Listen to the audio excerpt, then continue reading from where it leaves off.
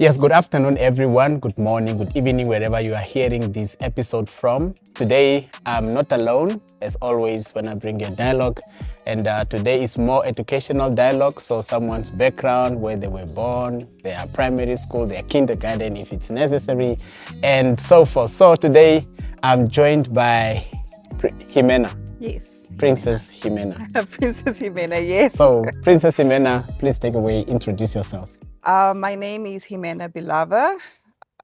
Should I now say my age or? No, you don't have to say your age. Okay. But maybe someone is watching who's interested. But it's not necessary. Yeah, no, my name is Himena Bilava. I am the graduate, the gra. So yes, I currently graduated at NUST in the field of Bachelor Procurement and Supply Chain Management. And yeah, I think that is, if you have to ask more, I'm willing to dive in. All right. So Himena, if we are hearing, who is Himena in a nutshell? Ooh, a bubbly girl. She's such a go-getter. She is always positive, even if it looks so impossible. She's that of she has a faith like a mustard seed. So that is Himena. If you see Himena, you just be like, yeah, she's just that person of I am gonna get that. If not today, tomorrow. If not tomorrow, one day. Yeah. All right. Great to hear about you, Himena. So Himena, where did you go to as a graduate? Definitely you started somewhere. That is being kindergarten, primary school, and high school. So take us through that journey. Well, I grew up with my grandmother in Tsumeb, so that is where I started with my kindergarten. Throughout primary school, I went to Francis Galden Primary School, and high school, I was at Etosha Secondary School, and then halfway, I had to come to Windhoek, and I went to Rocky Crest High School. That's where I finished my grade 12. Awesome. So Yes. you're from Tsumeb. I'm sure everyone is. Yeah, I'm from Tsumeb. Mostly people on Facebook, they are mostly from either Tsumeb or Lutretz. I don't know. People that are from, are you not from Lutretz? No, Okay. Tsumeb, So please. at least I met someone that is not from Tsumeb and Lutretz. So, all right. Himena, so what was your dream job or career? Lawyer, and it's still my dream job, guys. I don't know how I'm going to do it, but I'm also still going to study law. So to become a lawyer was my dream career. Yeah. So there's something that I've noticed. Many people, I might be wrong, but I would say maybe 80% of people doing the jobs they are doing today is not the thing that they dream of doing. So I don't know how people end up starting to be a teacher, but they wanted to be lawyers. Yeah. So how did you get into this field that you are and not in law? The points were not enough. And then my second option was logistics. And that's how I got into it. It's just second option. And I didn't know what it was all about. I fell in love with what I studied with procurement and supply chain, bracket logistics. I did fall in love with the whole course. And I learned so much from it. And I could see myself, even though I dive into law, I will still have so much of that still with me. Yeah. Wow. So because of your points, you end up doing logistics. Yes. Okay. So as you are saying that is still to become a lawyer is still your dream. How are you working towards that? The plan, because I'm currently doing honors now in logistics and supply chain. So after that, I will try to go apply to EduNam and try my luck again. I can most apply with my degree. So yeah. Yes. So I'll just go do that. So you still want to venture into your dream job? Yes. All right. So to map to Windhoek, how did that transition look like in education-wise? Yeah. Education-wise, Tsumeb, the brains, they're coming from there. I mean, they are smart, bright people here. But education-wise, I felt like Tsumeb is more of very strict. I grew up in a very the school that I was in was super strict. So be it the dress code, the hairstyles, it was more of pushback. When I came to Windhoek, it was all Rasta, and people could wear however they want, and I could see the change. There is a big difference between the city and the small towns. Mm-hmm. when it comes to education-wise also. Yeah, and so that is what affects education in Namibia. Yeah, It does yeah, somehow. Yes, it does play a role. yeah, it does. Yeah. Because when you look at, I would say, um, the schools up north, you can tell their performance is based on like the discipline that you said, Mm-hmm. you know. Yeah, so I remember also in our time, I think the school that was dominating was coming from Kavango East, Kavango West, I'm not Mm-hmm. sure, St. Boniface. So you can tell Mm. that there is really a different type of environment in schools that I will say maybe in rural areas than Mm. those that are in central. Yeah, so it's good to hear that. So at Rocky Crest, how was it? I mean, it was my first time getting to be in the city, getting to know people. So my first year of high school there was a bit uncomfortable, but I got to, Mhm. um, get to meet new friends, get to meet new stuff and all that. So I wouldn't say it was my best experience compared to Etosha. I still consider myself an Etoshian. Yeah, if I can put it that way. Okay, so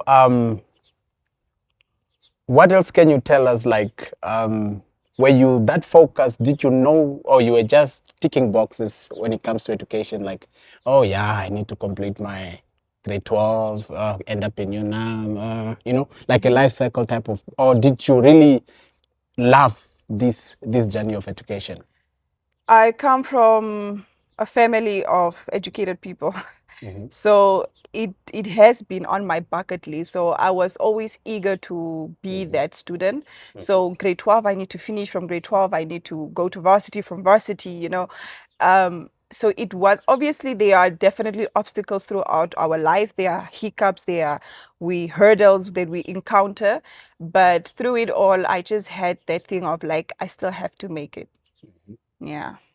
So, saying that you came from people, a background of educated parents Mm. and maybe close families, so did they play a specific role in that? Was that an advantage to you? My father is a lecturer. He played such a huge role into my education to a point where I even told him when I registered at NAST, Mm. I told him that he must keep my pin for my kiosk so he'll keep a progress of my education Mm. because I needed that accountability. I needed that like, okay, you failed the test. What are you going to do next? Or how are you going to make sure you're going to pass the next test or something like that? So that's how important, that's how he really played a big role into my education. So, in a nutshell, you are saying it's very important for parents to be involved in the lives of their kids. Very much. 100%. So, it shouldn't be like you don't even know the progress of your kids. So, Yeah. as a parent, you should be hands on. It helps. It helps. Moral support. Mm. Mom was there. You fail a test, she'll be like, you can do it again. A failure doesn't mean that this is your end. You can try again this side or get to talk to people. So emotionally, physically, mentally, your parents should be really involved in their children's education life, even if it's varsity, because it doesn't mean if you're in varsity, you're an adult, you need your parents. If Wow. you are blessed enough or if you have friends or cousins or aunties that can be there for you, yes. Wow, that's great. Because we are in a society of whereby like we are paying school fees, so just stick out there with your, Mm. you know, yeah. But it's really good to see supportive parents that will even look into your test Mhm. and see your progress. So that's an added advantage to learners as well. So from wanting to be a lawyer to so what you did now is logistics. Mm. So I want you to take us to the day of graduation. So what happened there? The thing when I looked at your photo shoot, I would Mhm. say, I thought you were maybe in construction. I got that a lot. Yeah. Or So engineer, people said. Yeah, I got that a lot. The story behind my real shoot is when I was working or throughout my internships, or yes, let me just say internships, we also got to wear reflectors and helmets, especially when you're in the warehouse. So we, in my or should I say where I was working, I fell in love with just being a logistic girly more than a procurement girly, because procurement girly, it's heels, it's makeup, but at the logistics side, it's more of like men, more manual work, you're moving around. So the reason behind why I wore that was because I got to experience to wear that in my workplace. So yeah. So even this is titled From the Construction Side of Graduation Stage to the Unwavering Resilience. So as you are saying, a lot of people are saying you're maybe in construction. So it's really funny to see that there are specific things when you see them, they are attached to a specific field. Yes. Yeah, but even when you go across, even at the, as long as it's a warehouse, whatever it is, you have to wear a helmet. Yeah, even if it's a retailer or Yes. whatever, because helmet is for the Yeah, it's protection a of your head. protection, yes. Yeah, in case something falls from the highest shelf or whatever. So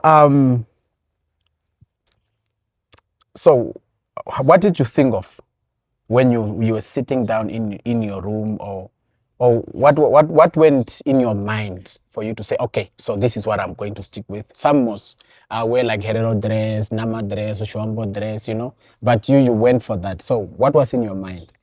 Yeah, how did I even come up with this plan?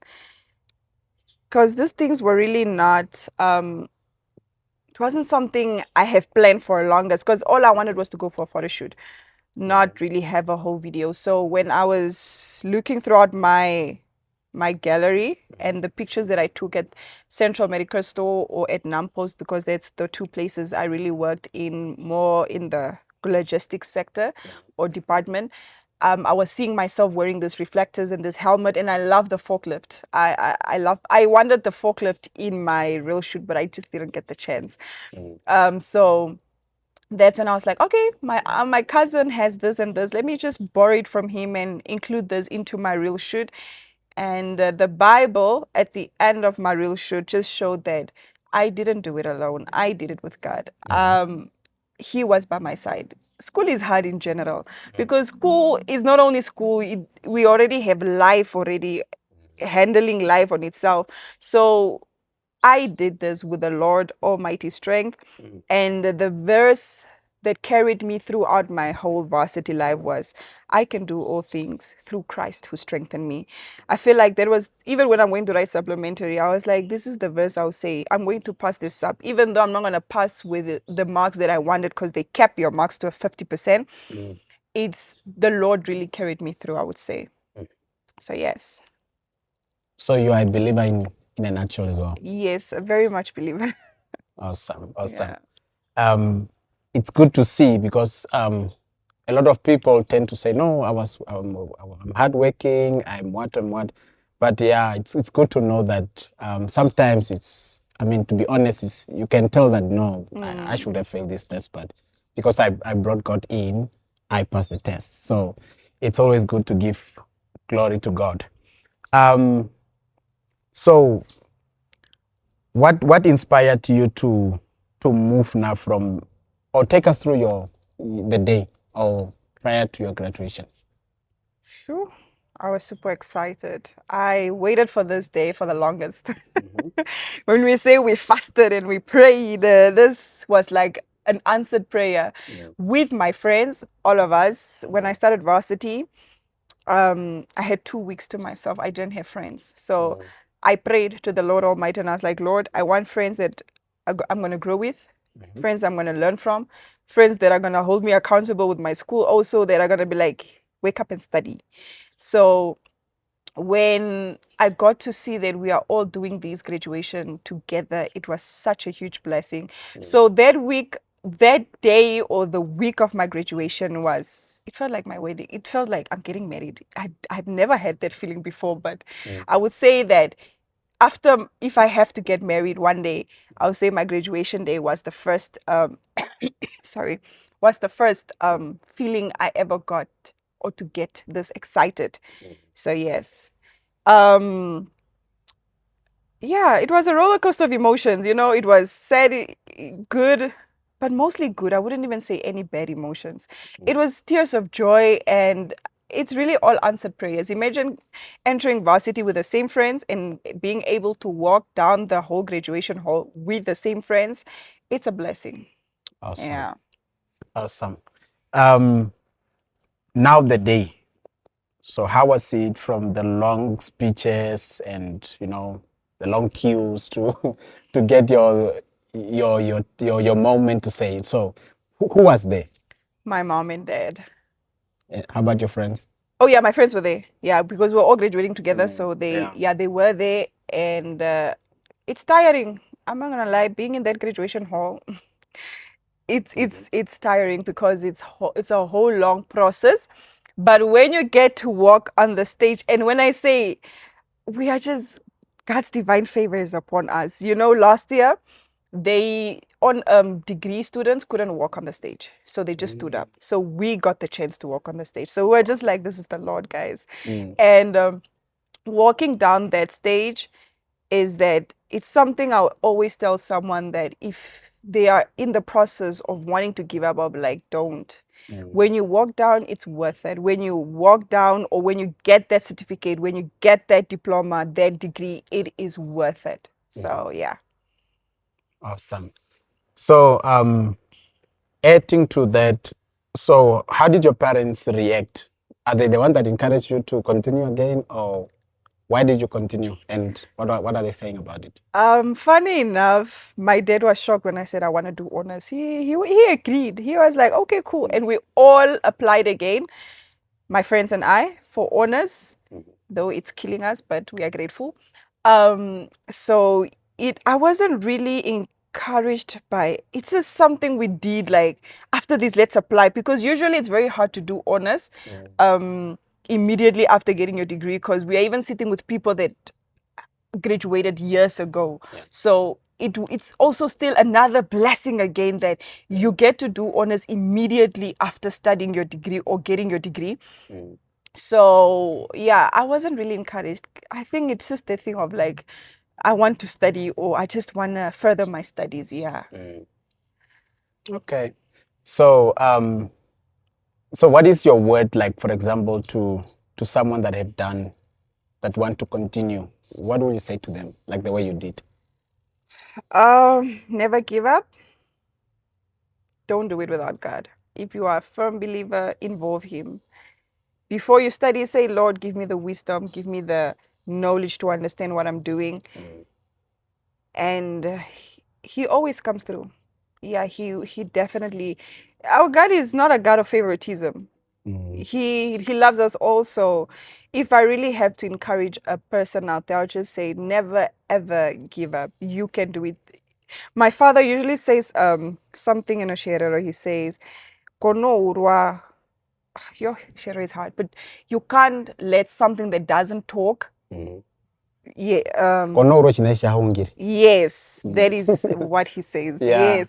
So if something can't talk, why Yeah. is it going to be hard to Yes. be able to maneuver yourself through the situation? So yeah. Wow, that's a good saying though. Yeah. So do you have people that you look up to in a society? Like, for example, maybe we'll say, I'll give a random example, like maybe the third first lady, Her Excellency Monica Genkos. Or who are the two people, not just in Namibia maybe, or if you have in Namibia, that would be good, that you look up to, and why? Who do I look up to? That's a good question. That's a good question because Connie Ferguson is an actor, Yeah. but I love her. I love how she handles things, or how she works through this whole industry of filming. I mean, we're not in the same career, Yeah. but Favorite. I picture myself just being that lady, just being that woman that if be it I have my partner with me, I still can do it by myself, you know? That woman is such a she has this thing of like also her faith in God and Yeah. how she does things, top notch. So I would say Connie Ferguson. Yeah. So for those of you that are very young, I'm sure you are young. That's why you're referring here to that name. Yeah. But the name we all know is Karabo. Yeah. I mean, definitely people like your dad are like, who's Connie Ferguson? Yeah. But when you say Karabo, they were like, ah, okay. Yeah. Yeah. So the name that we all know, most of us from my generation and beyond, is Karabo. So yeah. I follow her a lot as well. I will also maybe comment and say, yeah. I mean, at her age, I think she's approaching 60, Yeah. late 50s, I would say. Yeah, Just but her lifestyle in general, yes. even her fitness journey from her working life, how she just separates everything and how she does it with so much grace.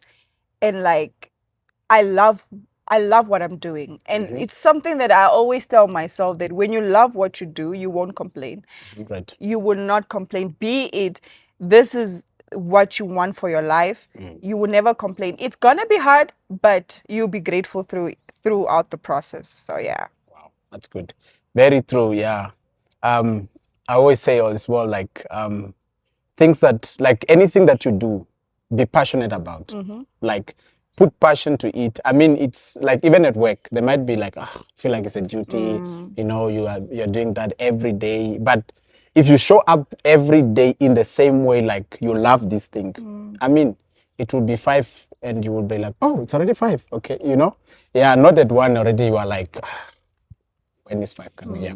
So it's really good to be passionate about the things you do. So out of your education space, you have friends, you have family. Where do you like being? Are you a farmer? Do you like farming? I'm starting to like farming actually because I'm seeing that that can also be another side hustle. But yeah, I wouldn't say it's something that I love or like that. So are your parents doing farming? Yes. What are they farming with? They are more on crops, yeah, livestock, goeders, but I'm not really into farming like that. But it's something something I want to look into. Yeah, so I wouldn't say it's something that I I like. So what type of farming? Horticulture, or do you want to farm with a white Brahman again, like Benani? So Yeah, you maybe. buy it for 800? Maybe, That would be great. levels. Yeah, so farming is good, especially like some of us, our backgrounds are related to farming, like cattle farming, livestock.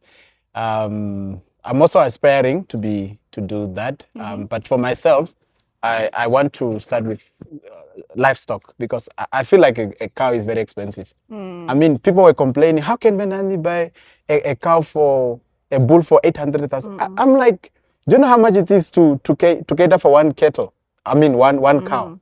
It's very expensive. So, I mean, that's work put in, and it's also for a commercial farmer. It will also bring in money. I mean, that 800, you'll get it in a year back. Yeah. So livestock is a bit cheaper to deal with. Like, I mean, a cow gives birth once in 3 years or so, but goats 3 years, 3 times per year. So yeah, that's just a comparison there. And apart from, so what else? What is your destination? Like, if you're like on holiday, where do you go? You a Swakis person? Village. Are you a village We person? go to the village. We get deported at the village.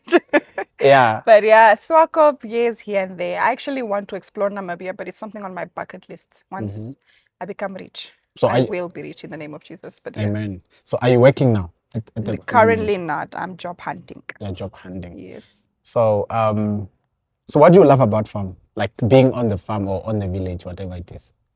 What is the one thing that you look up to, like, oh, okay, I'm going to the farm again. Okay. So what do you look to? Sunsets.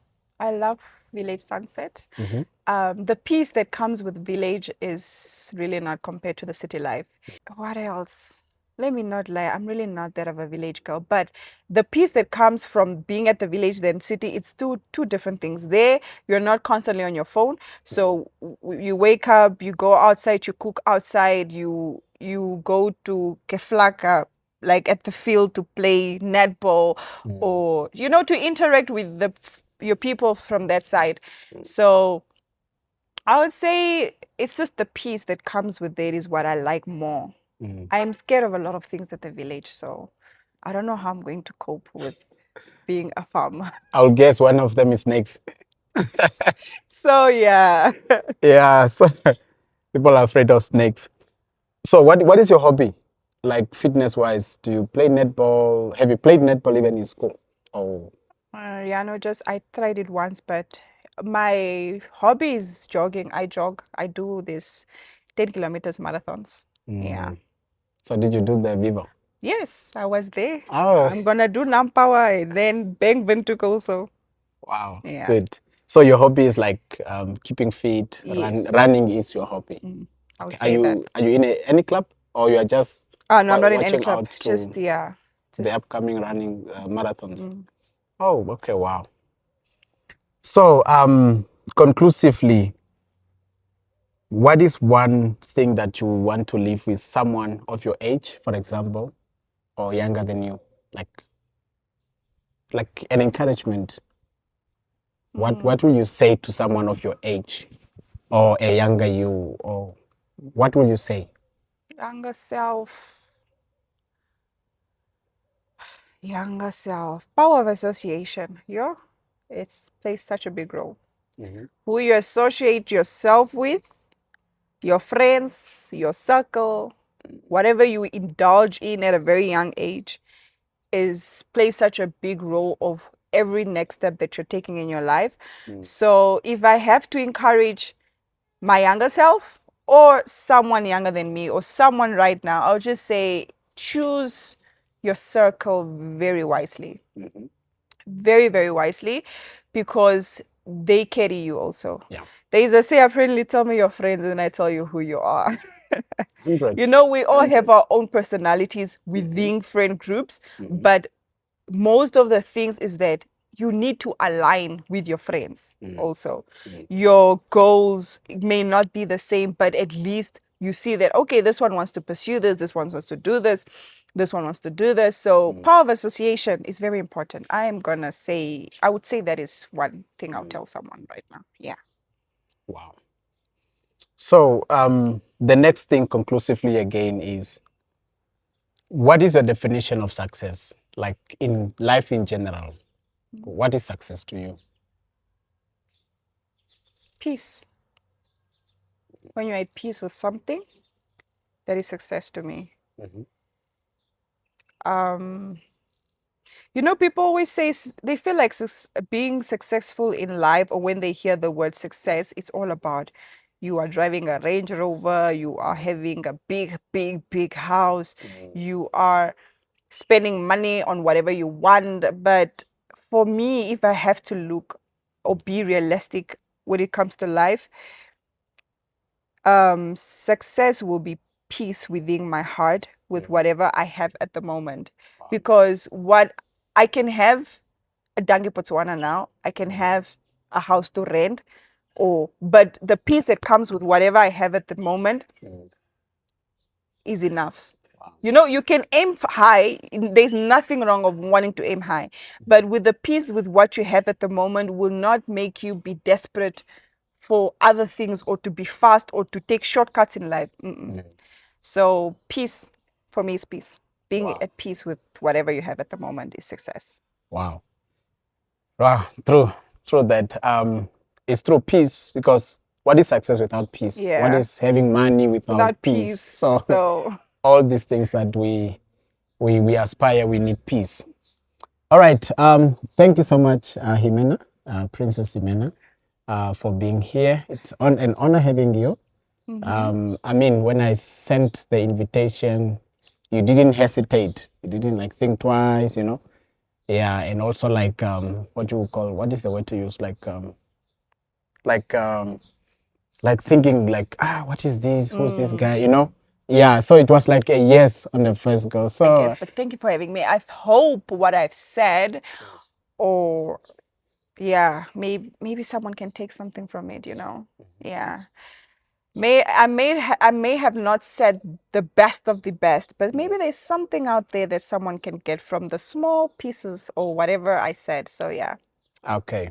All right. No, as I said before, I'm honored to have you. It's really a privilege to get people in and speak to them and share their life story. It's not easy to put your life out there, but the most touching thing like that encourages me doing stories like this is like someone else will learn from it.